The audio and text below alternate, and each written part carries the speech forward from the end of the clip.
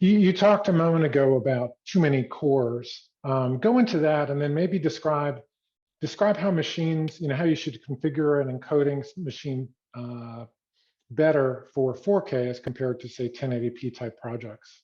There are maybe many factors on this. If you put too many threads, the problem is that in your operating system, in the kernel, in the scheduler that we talked about, then the scheduler says it's called preemptive. It allocates you with slices of time, typically tens of milliseconds. And each tens of milliseconds is going to look if there are some new eligible tasks so that everybody can have some time to execute. If you put too many threads, there are two kinds of problems. The first one is that you switch all the time. It's called a context switch.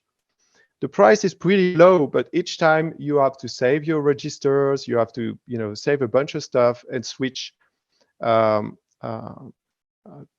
the other threads. So that instead of spending time doing some computation, you're spending time switching tasks.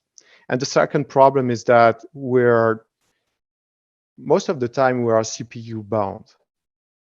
And so we rely heavily on caches. And when you change cores, sometimes you break the cache. And so again, you have a performance penalty, but this is something that is really, really difficult to measure.